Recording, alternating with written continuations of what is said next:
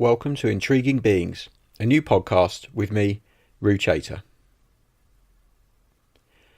Over the last 20 years, I have been lucky enough to meet and interview a host of interesting people. This summer, I decided to record some of these conversations for a new podcast.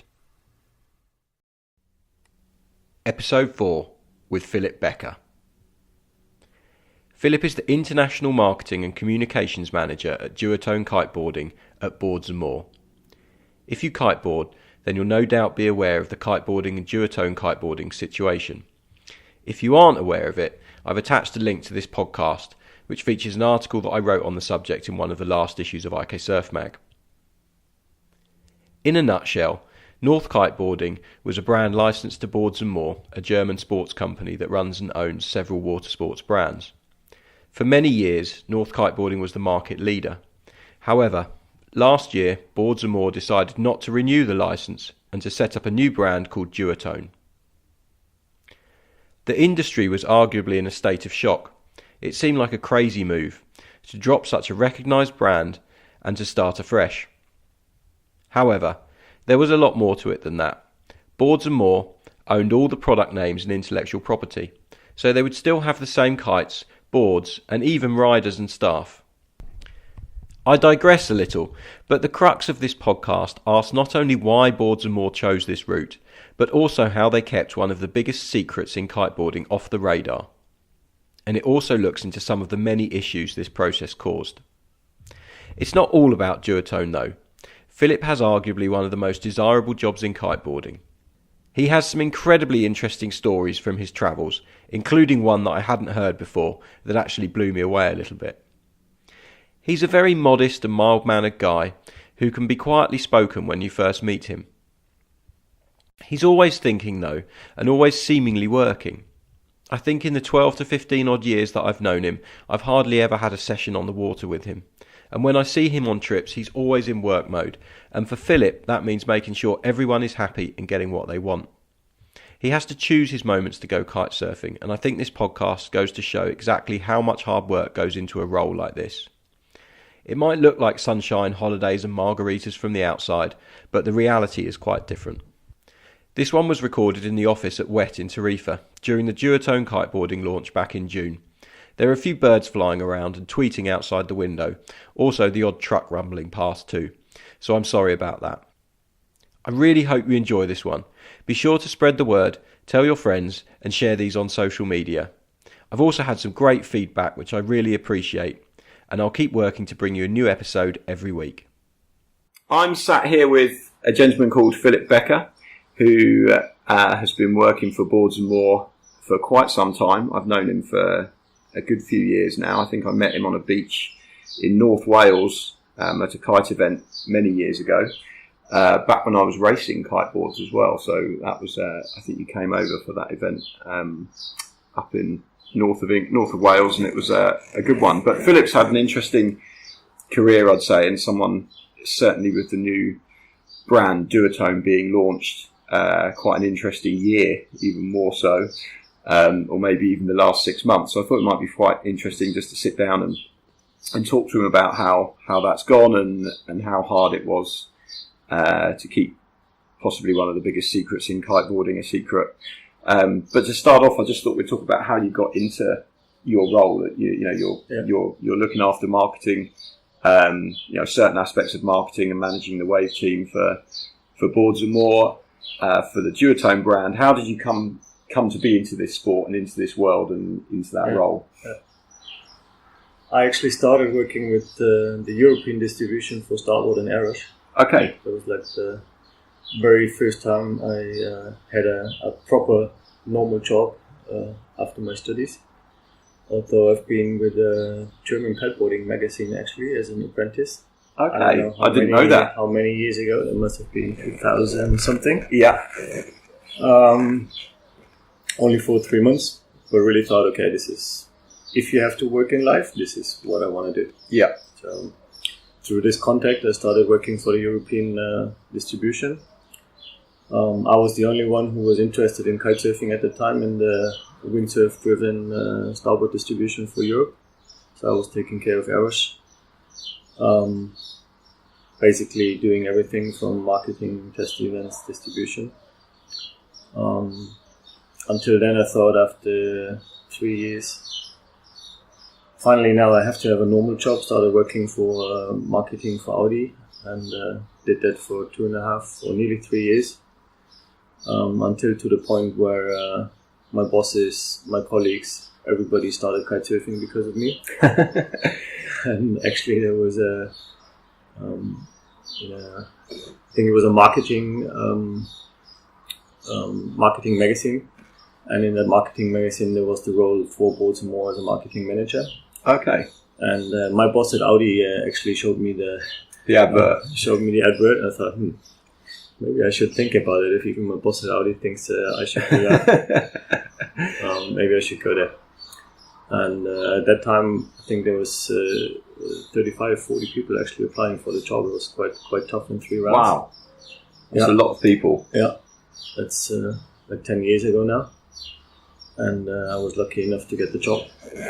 And were you windsurfing before, or how did you get into water sports? What's your sort of background? I was doing a little bit of windsurfing, but very bad and not too much. Yeah. And really actually only started water sports with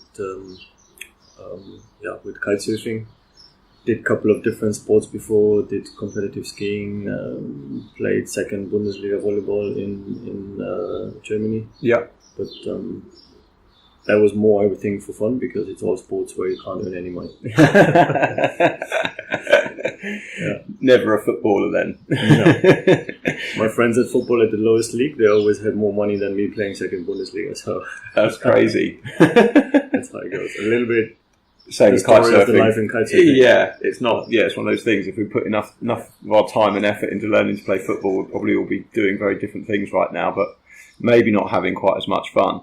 And one other thing, I think the interesting aspects of your job, because we're talking to a lot of people who work within the water sports industry and action sports, and everyone from the outside is always probably thinking, God, it'd be a dream job to do that, like it'd be fantastic and things like that. And I think myself, from being in it, yes, it's a great lifestyle and we're all very lucky, but there's quite a lot of work involved, isn't there? I mean, I know you don't actually get to kite surf that much these days, and whenever I see you, I'm like, oh, have you been kiting? You're like, no, just working. Is it quite tough getting a balance between the work and the time on the water? It is quite tough, and you really have to find your way, when to know when it's working or not. Like coming to Tarifa for a distributor meeting, same probably like with you, your friends, your family who doesn't know it that good, they will think you're going there, you're lying in the sun, and that's your job. Yeah, having a holiday. 365 days a year. Unfortunately, it's not.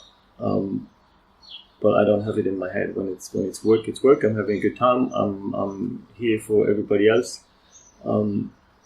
If possible, make it a happening or a little holiday for everybody else. And so far from this meeting, the feedback of our distributors and everybody is involved. They're very happy. They're having a good time. They get on the water. They get to test everything at the same time.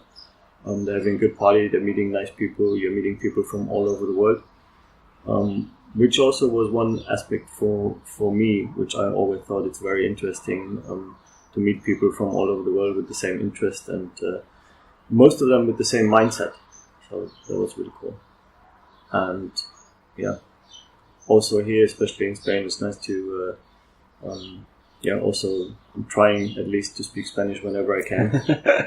So that's pretty cool. You must have quite a good grasp of various languages. You're very fluent in English. How's your Spanish, German, everything else? My German obviously is pretty good. My Austrian's good, my Bavarian's good. Yeah. So that's 3 already. Yeah. But thanks for the English. Spanish is medium Spanish. Medium Spanish is getting there. I can have my conversations, I know how to write. Actually, to get into kitesurfing, to learn kitesurfing in the early days, Tarifa was one of the spots I went first. Yeah. And to justify it at that time with my parents and also with my studies, I went to Escuela Hispalense in Tarifa in town, and did 2 months there where I was in school in the mornings and kitesurfing in the afternoon. Nice way to do it. Yeah. School worked out pretty good. The kitesurfing at that time, not that much. I remember having one kite, 11.5, that was it. And it's a pretty windy place for an 11.5. Pretty windy place. Plus, I think that was 280 centimeters directional board or something like that. Didn't get very Some far. really old chunky kit. It was fun though. It was always fun. And you do quite a lot of, I know we sort of touched on the fact that there's a lot of work, but obviously you enjoy the work side of it, and that's a passion for you on top of the going kiteboarding. A lot of the trips, because you look after the wave team, so when we see the media and the content and the videos and the photographs from these faraway, amazing places with the wave riders and stuff, you've had to organise that trip, plan it, and get the riders there and work on that. Yeah. How do you go about choosing a location? Is it quite a tough decision to come to? First of all, with your intro of the question, it's you can't count hours. For people who want to have a job 9 to 5, it just doesn't work. Yeah. And especially on photo shootings, you work the weekends, you work day and night. You've always got people around you. You've got a crew of, depending on the crew where you go, of 8 to 12, 13 people. Everybody needs to be. Everybody needs to know what they have to do. Everybody needs to be kind of entertained also, and especially with a group like this, spending so much time in one location can be quite tricky too. But so far, our team, my team, the wave team, there's a really good mood, I would say, at every shooting. And the more shootings you've done, and the more shootings kite industry has done, the more tricky it gets to choose for a shooting which is special, or at a special location, or with special riders, or a different progression in riding. Where the wave shooting just some years ago was a proper wave shooting. You were dependent on a spot with waves and wind, which is even trickier than doing a freestyle shooting, for example, because as long as you've got wind, you will find some water. Yeah. But now with the strapless freestyle, there's another part to these shootings, which is actually making it easier to at least get some footage and build a nice story around it. For me, also, most important is that it's not only the wave shooting, but I also want to tell a story, and a story about the rider, a story about the people living at the spot. Make it interesting and not only an action shoot. Yeah. Action shoot, somehow the good pictures are mandatory, otherwise nobody's going to watch the video. But one of my favorite videos, for example, is the video we did in Cape Verde, where it's about how Macho Ayrton grew up, and where we had interviews with his family stepdad and his sister, and that was, I think, one of the most interesting videos we did so far. Yeah, that's a good one, that one. I'll put a link to that in the podcast, so if you haven't seen that video, you can check it out and watch it. And when you do those trips, it's normally about 10 days that you go away for, and the goal is to get the video, the photos, and all the content that you need to do. Do you ever get any time to kite on that trip? I'm guessing I know the answer to this already. From you're smart, I kind of know. But yeah, it must be tough going to some amazing locations, but standing on the beach helping all the riders and making sure everything works. I need to have the same mindset up like at a meeting. You're at the spot, you've got it right in front of you. It's like the donkey with the carrot in front of it. But you can't think you go to this location and you're going to have an amazing time and amazing waves. It's just never going to work. Because whenever everybody is on the water, when everybody's shooting, you have to take care of the photographer, you have to take care of the cameraman. Sometimes you drive the boat. I remember in Peru, I was driving the rescue boat for the whole day when we were shooting, which is fun too, which is a fun part of the job. And the kite experiences during shootings, I remember, is actually one time in Sumbawa, after an amazing day with a barreling wave. Everything was nice, everything was easy, photographer at the right place, everything was done. I thought, no, this last half an hour, I'm going to grab the gear from one of the riders who's tired, and I'm just going to have my half hour there. I did, grabbed the kite, went in, no wind. No! Kind of same story happened in Mauritius one time, where I was ready to go at some point. I think it was Macho Ayrton had to rescue somebody, pack the stuff again, go out with the boat, that was it. But as said, I guess if you're exciting places, and your office is in the sun, you're outside, you hang out with nice people, we're getting things done. So yeah, so you're getting the content. I guess that you've obviously got a skill there where you can't compartmentalize it and you say, right, this is work and this is pleasure. So you go there not expecting to kite, and you know that you're going there to do a job and to look after everybody and make sure everything runs smoothly, and you're going to come home with all the content that you need, and therefore that's I guess it's just looking at it with a slightly different eye. Yeah. And then you're not disappointed because you're happy if you get the content. First, you're not disappointed. Second, you always know you've did everything to create this content. I mean, worst case, you're having a production with 10, 12 people, and maybe you're lazy the first day with wind, and the next day there's no wind anymore. Yeah. And there's also a certain pressure, especially with the size of boats and more, and the expectations of boats and more. Also my own expectations for the work I do and the people I work with. So you want to do a good job. Yeah. Do you always work with the same videographers and photographers, or do you change that sometimes? We change sometimes, but normally we're trying to work with the same people.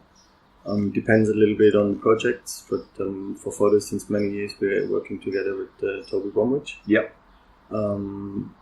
Especially for the waves, I've been working in the past also with different photographers, where Mario Antero was one of the ones I really enjoyed working with, and also because a really good water photographer. Yeah. And swimming in one eye for 3 hours, for example. And actually with the rescue story, it was a pretty interesting story because Mario was involved in it, and we were actually shooting surfing in the mornings, and nobody there, 5 o'clock in the morning, and out of a sudden the waves got bigger and bigger and bigger. The channel in Mauritius was closing out, so it was a little bit tricky, but Mario still felt comfortable and kept diving under the waves, holding on to the reef in the channel. All of a sudden this fisher boat came, and I was with Tommy Bear, Machu, Tom Cord, and I was on the boat, they were on the surfboards, and the guys, being very experienced in the sea, they saw the fisher boat already coming, and Tommy Bear was the first one. Said, if this boat is trying to go through the channel, they're going to be smacked on the reef. They've got no chance. But the fisherman actually really went into the channel with an old wooden board with 25 horsepower engine, really crazy. And the next thing we see is this massive set coming in. And we've been in the back and you couldn't see the boat anymore.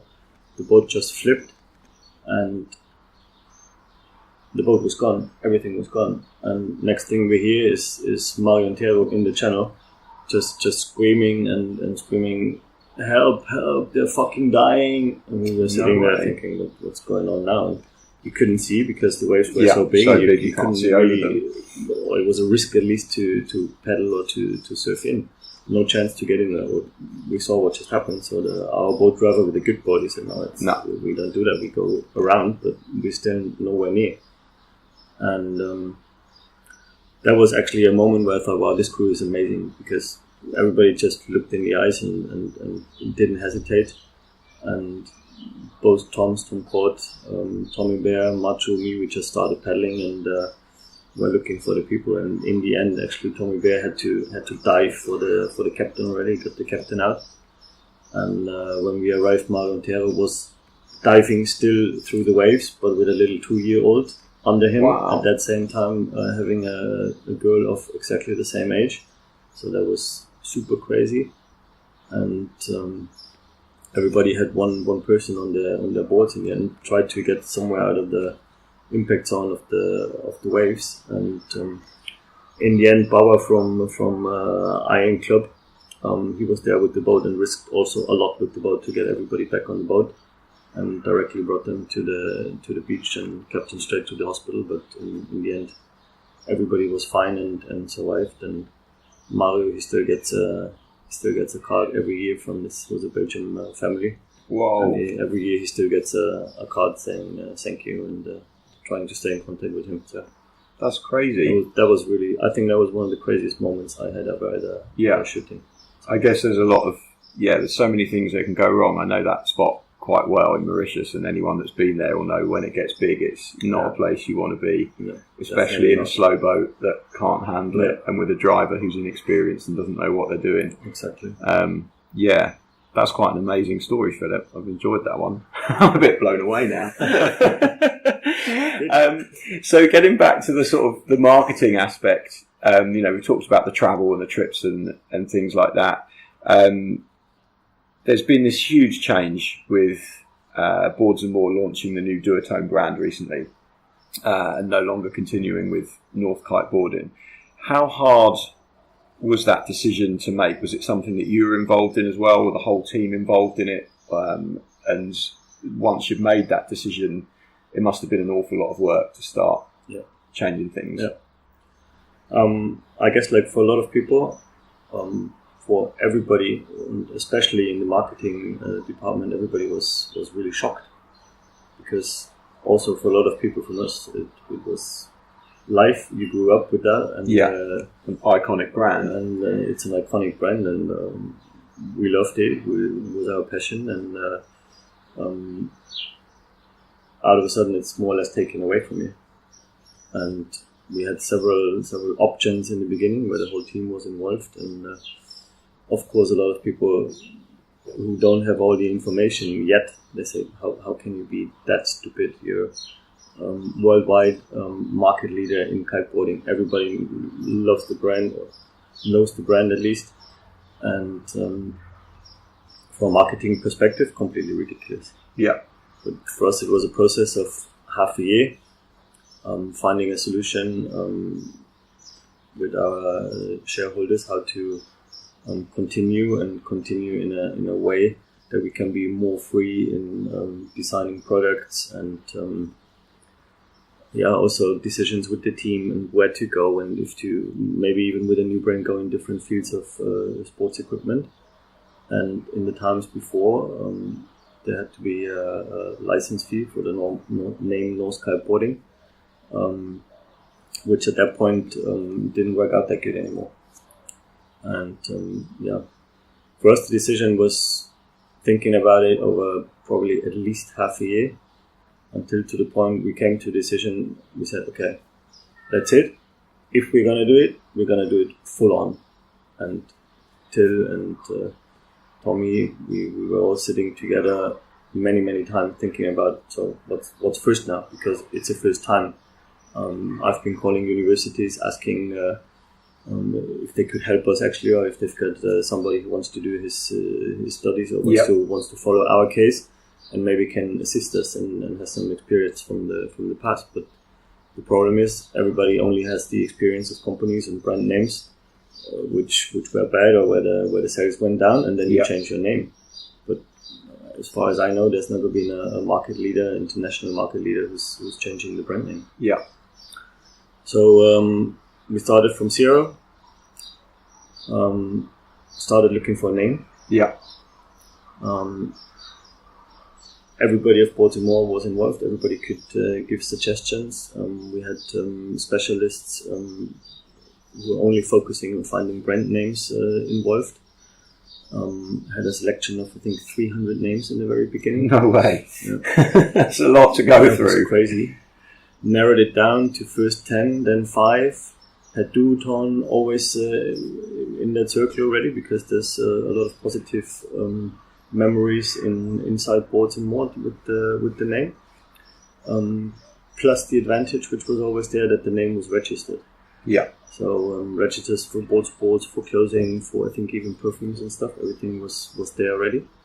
And the closer we looked at the names, the bigger the problems became to register a brand name. Because you need it globally, right? It's not something you're just doing in one country. It's completely global. You need it globally. Every vocabulary we have in basically any language is registered somehow already. Either there's a brand, or there's somebody who wants to make some money with it. We had one name which was in the top 3 then, where we were actually going in the direction already. We were making logos already. We thought it's a really cool idea, which was Ventum, from Latin, wind. And works super good in many countries. first step again was Ventum itself. You can't register because it's something like the sun or wind or the earth. It's just, you can't just register it. But I thought, okay, but we can do VNTM. You can read it pretty easy. It's easy to understand. It looks really cool. We had really cool logos already. And started to inform our main markets to double check what they think. Because first it was kind of a secret mission also. Yeah. Was fine for many of the main markets, for the US, for the UK, whole Europe, except for France. And we came to the point that our Frenchies were waving the white flag and they're saying, dude, VNTM, use language, but also WhatsApp, wherever. VNTM means va niquer ta mère. So go fuck your mother. I'm not sure if you have to censor that. But no, that's fine. So all of a sudden you got to that stage and it's like shot out the water instantly. You can't do it because it doesn't work in France. Exactly. That's so tough. Yeah. Because people don't think about that, I guess. You just think, oh yeah, what's the name? But actually, you know, the name's got to work across every language around the world because it's such a global brand, and that's it's almost an impossible quest. Cost us at least 2 weeks of work already, where we were doing the logos, and we had to be fast because we knew, okay, if we do it, we have to do it now, and the season's coming closer. It's a lot of work. You have to change everything. Before, also with the product cycles, it's a little bit easier because a lot of product releases are during the year. So you've got coverage, release, footage, and everything is. I don't want to say it was a little bit boring in the last years even, but everybody knew what to do. They know their job, and everything was running smooth. So this time everything was a little bit more tricky because you also had to go a little bit parallel. But in the end, what I can see now, after a couple of months already working on it, to me, the name and the brand is filled with so much emotion and image already. For me, it's completely normal and the coolest thing what's out there. Yeah. Plus, with the heritage and the service and the trust you can have in a company like Baltimore. So, also with the feedback from this meeting, I'm very, very happy how this family momentum even is created. Well, I know from the early days of kitesurfing where this was a really close community, and the bigger we got, we might have lost it a little bit, but at the moment and during this week here in Tarifa, it's incredible to see how people are on their tiptoes somehow and are very, very excited about all the change, and it's creating a great momentum at the moment. Yeah, it's definitely creating a big buzz. I remember when I first heard the name, and you spoke to me early on when I was in Les Arcs, and I was just like, got off the phone and was like, wow, like, and I remember thinking, God, that name, it just doesn't, what's it mean? It sounds terrible, you know, and I know there's been a lot of chat on forums about the name Duotone itself, but what was interesting was when we sat down for the meeting on Monday, and Till started speaking about the brand, and by about halfway through, I was just like, oh yeah, Duotone, you know, that's the name. Like it's and now here at the week, it just goes in really quick, and you kind of absorb it. And then testing the kites and riding the gear, I came off the water and I said to Till, I think, you know, the name might be different, but the kit's still so much fun. Yeah, you know, and so you're out there on the water having the best time ever with amazing feelings. Yeah. What does it matter what it's called? You know, if it's making you feel that way and it's giving you that emotional connection. Exactly. Plus the easy thing for our customers and for us is that our products are such brands themselves already. Like the Vegas or Rebel or Eagle, they've always been there. People know them, they're still there, they work the same, they're really fine again. And it's just way easier than to find your board, your kite, everything is there, you trust it, you know what it is. You don't even have to read the brochure. If you go into the shop, you know that's your kite, and that's about it. And coming back to the name, I had a funny story with our Dutch distributor. Also in the very beginning, when we were talking about the name, and some people, when we had all distributors involved, like you say, it's a square name a little bit in the beginning, which from a marketing perspective can even be good for the future. Yeah. But then this Dutch distributor, he actually said, you know what, we've had a TV show in Holland, it was called Pippo the Clown. He said, even if you call it Pippo the Clown, in 1 year, with our team, with the design, with everything we have, with everything which stays, call it Pippo the Clown. It doesn't matter. Yeah. It doesn't really matter. And we're going to make it what the brand and the brand image is going to be. And obviously, we had many years time with North Kiteboarding, but we're confident that we achieved a lot already in this very short time, and we're just going to continue what we're doing. Excellent. I think it's I think it's a positive thing. I know the initial reaction from a lot of people is always like, oh, feel a bit kind of strange about it. But yeah, the more you use it, the more you talk about it, the more you hear about it, the less it bothers you or even affects you to the point you're like, oh yeah, it's duotone, it's no problem. Exactly. To me, also coming to the logo and the colors, now that I've seen it so many times, especially the turquoise and the grey, for me, I love it much more than I ever loved the green, for example. Yeah, so I guess that's a big thing. That's another perspective. Change the colour. Yeah, and when we've been doing all the POS material already, if it's a lanyard or flags or whatever, to me it looks so much better and fresher than it's ever been, and maybe we really needed this hard cut. Yeah, so to a big create change, something different and something new again. That's quite interesting. It must have been. I mean, the one people have talked about it because I would say it was probably the biggest kept secret in the kiteboarding industry that towards the end everyone seemed to know about, but still no one was really talking about. How hard was it to keep it off Kite Forum and to keep it out of the public eye? Because you had certain dates where you were saying, okay, from this date you can talk about it, from this date you can publish X, Y, Z, but there certainly seemed to be hardly any leaks. Yeah. So that must have been a big challenge. It's been a big challenge, but as it's been such a big thing and affecting many people which are close to the brand and live from the brand, it was so important that people actually realized, okay, this is not a small new product where I can tell my friends already about it. It was a serious decision for many people, and it affects their lives, affects their business, and I think that's what made people so professional and not to talk about it in the very early stages. Of course, there's been a couple of leaks in the end. We've never been so cautious with photo shootings and sending out new gear. So wherever there was gear, there was somebody from us, so we could make sure that the photos don't pop up until we want them to pop up. So just last minute, the last shooting has been on an island past Mauritius, where you only get by boat. You have to be on the boat for 24 hours. Everybody was seasick for more or less 24 hours.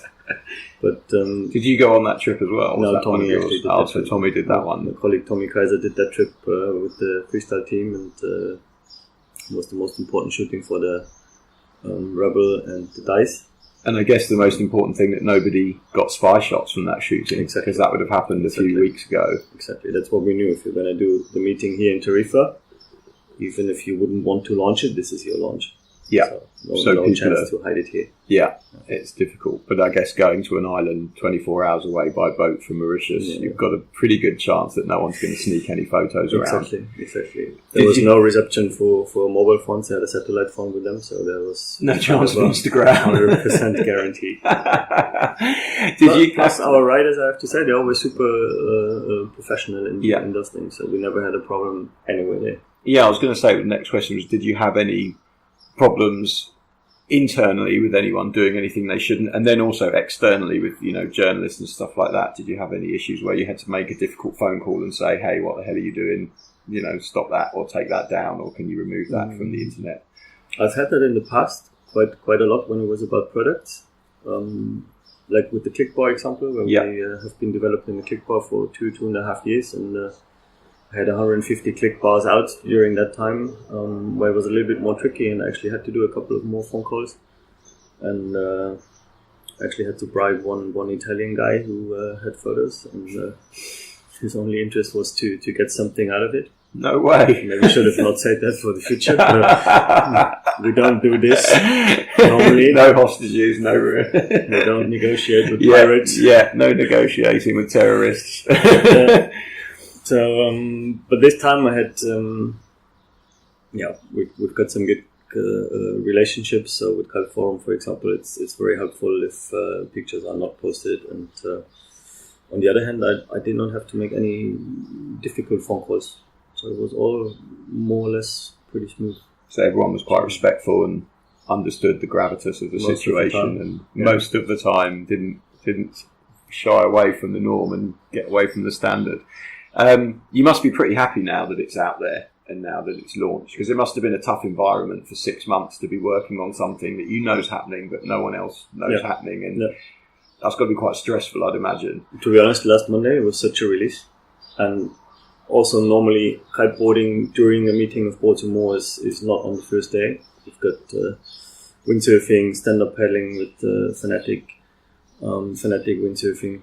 And if we would have to wait until Thursday, Friday morning, I think we would have just gone crazy. We just wanted to go there, do it, get it do done. A good show. Also gain the trust of everybody involved, because everybody here, a lot of people had questions. They didn't have the information. So they were nervous what's going on. Is it going to be on the same standard? Is the product range smaller, or don't we like the colors, or whatever problems you might get. And after Monday, the release for us, for the whole team, was amazing. The pressure fell off. People got wasted. So that was a really good start so far. And from now on, it feels like finally it's normal work again, and you don't have to hide anymore. And like Marco, our Italian distributor, said, it feels like it's still the same girlfriend, it's still your wife, but she's just like 20 years younger. That's a perspective. Yeah, she's had an upgrade. It must be really nice to finally have it all out there and see the reactions of people and things like that. I mean, I haven't actually been on the internet much at this trip, but have you seen much of the reaction from the wider world? Because I should imagine there's a few pictures that have gone up and things that have happened. I haven't even looked at Kite Forum, but I imagine it's exploded. Yeah. What's the reaction been from the public? Have you been monitoring that? I saw a couple of reactions where it's really different feedback. Like when you're on the meeting and people you know and people from other brands, people who ride other brands have nothing to do with kiteboarding. One-to-one, you get really, really nice reactions and also criticism, but in a nice way, and where you can talk about design, you can talk about music in a video, you can talk about colors at the photo shooting, the color of a special board, where it's really fruitful. On the other hand, I looked at a couple of forums, and of course there's discussions about kite design, the colors of the kites. One post was something like, what's the brand? Never heard about it, but I like North Kites. And I think if you have a closer look at the pictures, which are actually, you talk about, you actually see this is the dice, this is the rubber. Yeah. So you should actually see that we at least copied. Yeah. Very, very good. And I'm surprised sometimes in kitesurfing industry how different forums and discussions on Facebook are to other fields in sports, even, where I'm a lot on supermoto forums when it's about repair stuff. I'm a lot on mountain bike forums, and a lot of times I start even asking questions, like open questions, and of course there's always a lot of people making fun of for a good show and have a good laugh. I'm happy having a good laugh and can laugh about myself. At the same time, people seem to be more helpful. And even if in supermoto forums people ask the same question about the exhaust 1,000 times, they still get a positive answer. They still get positive answers. People are taking care of them, offering Skype chats for repair for free and stuff like that. It's a really, really close community which is having fun together. And it doesn't matter what topic it is. Sometimes in kite forums, I think people are there just to get into fights with other people, or know each other already from a different topic where they had a fight already and just want to pick it up again. I think if you would sit together at a beer now in a bar, you would probably have discussions, but you would be a little bit more respectful and would enjoy the beer together probably and go for a kite session hopefully together. You don't have to be of the same opinion of the color, but some people like a red car, other ones a black one. Yeah. People are different, they can agree to disagree. Yeah. And it's true, the kiteboarding forums these days, they seem to be quite vitriolic with their hatred of certain things. Like, we get it as a magazine, put an issue out, and people are like, it's the worst issue ever, it's terrible, or other people are like, it's the best issue ever, and you just kind of have to have to have a finger on that pulse, but also rise above it a little bit and Yeah. just be like, okay, it's just a forum. I'm sure if I met that guy personally, they wouldn't be such an arsehole. Exactly. They'll be fine. I do understand celebrities which don't look at any comments on their social platforms. Yeah. This must drive you nuts. Yeah, if you're sitting there reading constant hatred And you can't do it right. You can only lose. Yeah, So, yeah, you're never going as to a win. celebrity. And you're never going to be able to argue with those people either. So if someone starts something on the internet, there's no point even arguing with them about it. It's better just to ignore it and not worry. I do see the questions though of our forum, of our Facebook page or Instagram, and there the level of communication is actually really, really nice. And people, even if they have strong opinions or having a big problem because something broke and their local shop can't provide them with a warranty and they're trying to get help from us. The moment you start getting into a conversation, it's really, really good conversations. I think our service is also very good, and even sometimes if you're not in the warranty anymore, we will always find a solution somehow. But then it's a really, really nice conversation with our customers, and the customers are really thankful that we can take care and we can help them, although we would not be in a warranty case the first person to talk to, but we always find a way how to help them with the shop. Yeah. You've always had quite a strong relationship with warranties, I guess, as a brand. Like, Boards and More is pretty supportive of your customers and appreciate that they've bought into the brand and you guys want to look after them. We have to, we want to. And at the same time, now with the change, this was a very, very big topic where we wanted to answer the questions very soon. We couldn't answer them in the very beginning, but everybody who now also just bought kites or boards from Boards and More, they can be sure that if there would be a warranty, for sure we're taking care. Same with spare parts. I think we're also one of the companies which most of the time have something on stock, and even if it's 5, 6, 7 year old, we will have the spare parts for the next couple of years. Spare parts will work. There's going to be a different logo on them in the future, but it's still going to fit. It's still going to fit and it's still going to work. Do you get sort of sum up? You know, you've obviously got a real passion for kiteboarding, and you obviously, it's very apparent that you love what you do and you enjoy your job and you get a lot of pleasure from the work that you do for Boards and More. You know, and promoting the brand.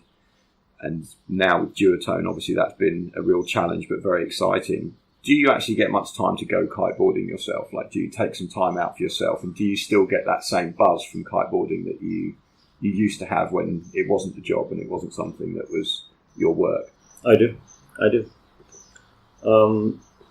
Just this week, when everything was packed from the testing, when everybody was done getting ready for dinner, I actually sneaked out for 45 minutes. So I had my session with nearly nobody in water from, I think, 8:30 to 8:45 or something like this. Perfect. So that was brilliant. That was really, really good. The weekends, I'm living in Rotterdam normally, Friday to Sunday. So my girlfriend's obviously is interested in kitesurfing too. So we go kitesurfing together, and the spot there is just 20 minutes away. So that's really easy.